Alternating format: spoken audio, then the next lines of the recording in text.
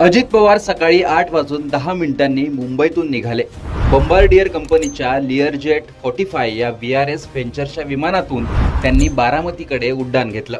याआधीही त्यांनी याच विमानातून मुंबई ते बारामती प्रवास केला होता. तसंच नेहमीप्रमाणे त्यांनी प्रवास सुरू केला आणि 40 मिनिटात बारामतीला पोहोचून पुढच्या कामासाठी ते रवाना होणार होते. एकूण 5 जण विमानात होते आणि 8:40 आसपास हे विमान बारामती एअरपोर्ट जवळ पोहोचलं आणि त्यानंतर अपघात झाला. याच दुर्घटनेचा तपास AAIBने आता सुरू केलेला आहे. या अपघातानंतर आता सरकारकडून निवेदन जारी करण्यात आलं.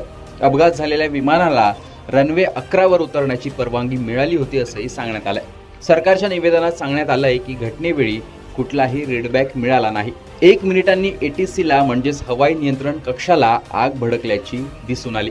पायलटने पहिल्यांदा विमान उतरवण्याचा प्रयत्न केला होता, जो अयशस्वी ठरला. या अयशस्वी लँडिंग नंतर अजित पवारांच्या विमानाला सकाळी 8:43 रनवे 11 वर उतरण्याची परवानगी दिली होती.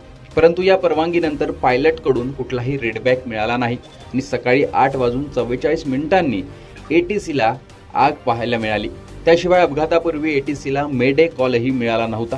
कुठल्याही प्रकारे आपत्कालीन सूचना पायलटने दिली नव्हती असंही सरकारने स्पष्ट केलंय. या विमानाने सकाळी 8:18 पहिल्यांदा बारामती ATCला संपर्क साधला होता. विमानाने बारामतीपासून 30 नॉटिकल मैलावरून पुढचा कॉल केला होता.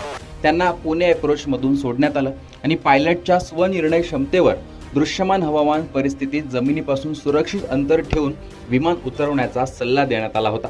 अपघातग्रस्त विमानाच्या क्रूने हवामान आणि दृश्यमानतेबाबत विचारलं तेव्हा ATCने त्यांना माहिती दिली. हवा शांत होती आणि दृश्यमानता जवळपास 3000 मीटर होती. त्यानंतर विमानाला रनवे 11 वर उतरण्याची सूचना देण्यात आली, परंतु त्यांना रनवे हा दिसत नव्हता. त्यामुळे पहिल्या प्रयत्नात गो अराउंड करण्यात आलं. गो अराउंड नंतर विमानाची स्थिती विचारली असता त्यांना रनवे दिसल्यानंतर सूचित करण्यास सांगितलंही होतं. विमानातील पायलटने ATCला रनवे अजूनही दिसत नसल्याचं त्यांनी सांगितलं. दिसल्यानंतर कळवतो असंही पायलट म्हणाला. त्यानंतर काही सेकंदात रनवे दिसला असंही पायलटने ATCला सांगितलं.